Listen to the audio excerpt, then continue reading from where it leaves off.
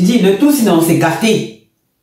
Les gifles, madame, il y a les gifleuses à gauche, il y a les pleureuses à droite, et il y a les femmes de pouvoir, les meurtrières, ou bien je dirais plutôt les envoûteuses. Oui, il y a les envoûteuses. Donc, on est dans un mix. On a un mix charismatique.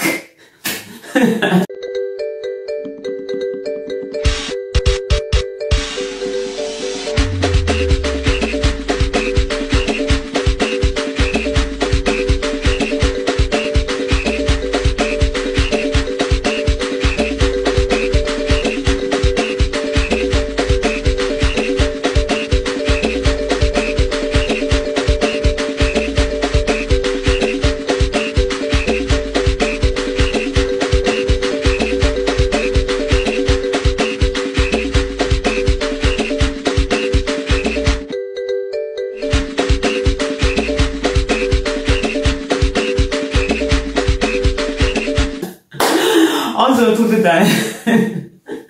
Madame et messieurs, bonsoir, c'est beaucoup de plaisir. Aujourd'hui, je suis en mode auto-cruise. Auto-cruise, dans ce sens où je vais parler de tout ce qui me plaît en général, spécifiquement sur la série La bataille des chéris. Bon, pas tout ce qui me plaît, tout ce que je note d'assez intéressant en général. Et voilà. Moi, je vais super bien comme d'habitude. Je suis toujours contente de vous retrouver. Toujours. Bon, après, je suis distributrice automatique de joie. Normalement, c'est ça en fait. Mais bon. Voilà, donc aujourd'hui, on va parler de certains personnages qui me marquent, qui me plaisent particulièrement. Hein. Un de ces personnages, c'est Ken Fat. Et aussi la synergie entre Ken Fat et Limba. Alors, Ken Fat, c'est une jeune actrice que j'avais jamais vue. C'était la toute première fois que je la retrouve dans un contenu camerounais. Bon, après, il est probable qu'elle ait joué avant, mais bon, moi, particulièrement, je n'avais jamais vu, je dois dire la vérité. Et son jeu d'acteur me plaît. C'est vrai que on est encore dans un professionnalisme qui se cherche. On est encore dans une actrice qui cherche ses marques, mais elle a vraiment un très beau naturel. Voilà. J'aime beaucoup son naturel et j'aime aussi sa capacité à entrer en synergie avec les autres acteurs. Sa capacité à avoir cette fluidité dans son jeu, en fait, dans son jeu d'acteur. J'aime sa fluidité, c'est-à-dire je vais dire son côté limpide, en fait. Voilà. Surtout cette capacité qu'elle a de s'adapter en fonction du personnage qu'elle a en face d'elle et de s'adapter en fonction aussi du dialogue qu'elle doit donner. C'est-à-dire quoi? Dans ce sens où, de l'énergie, surtout du dialogue qu'elle doit donner, de l'aura qu'elle doit apporter à chacune de ses apparitions. Et j'apprécie particulièrement ça, surtout qu'on a en face de nous une très jeune actrice et qui joue aussi le rôle d'une jeune actrice, d'une jeune femme, en fait, une jeune première, en fait, une jeune tisa, en fait, qui essaie aussi de trouver sa place dans la vie d'un homme. Et c'est très intéressant.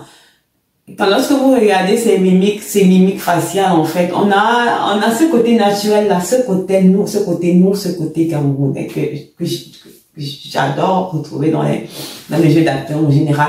Elle ne cherche pas spécifiquement à copier un rôle. Elle ne cherche pas spécifiquement à être une autre personne. Mais elle cherche à jouer ce rôle de la meilleure des façons. Ça ne veut pas dire qu'elle ne fait pas d'erreurs. Il y a des moments où elle fait des erreurs. Mais en overall, en général, en fait, j'aime beaucoup ce côté.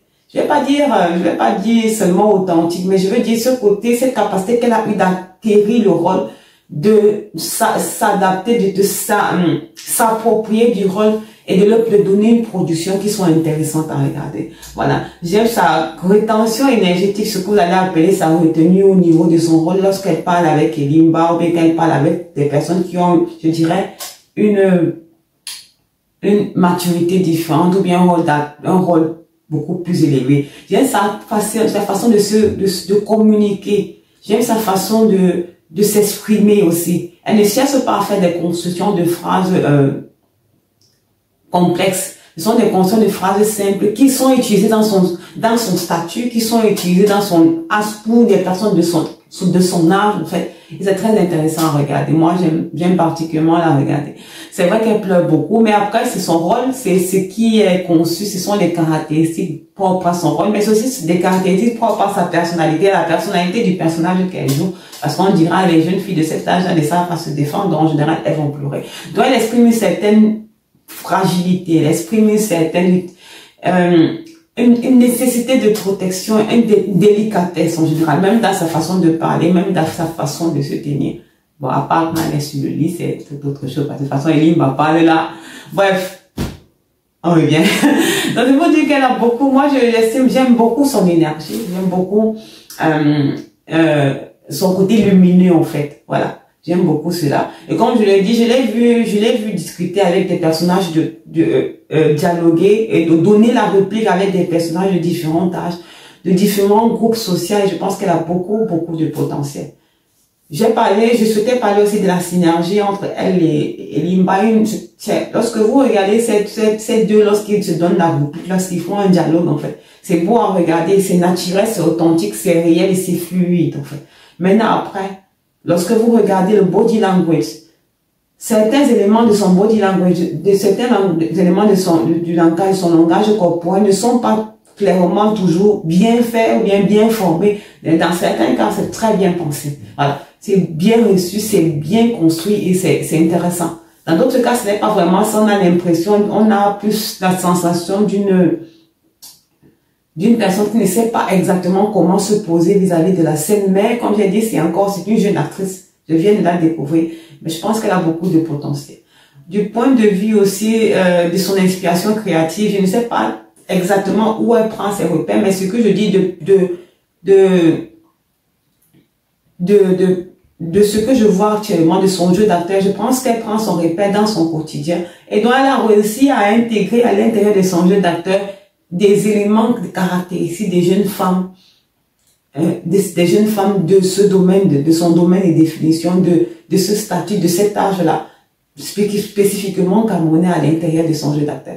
Ce n'est pas, on n'a pas en face de nous une actrice en fait qui va prendre des éléments caractéristiques ou bien elle va prendre inspiration dans des archétypes qu'on va retrouver dans les jeux externes. Non, ce sont des archétypes.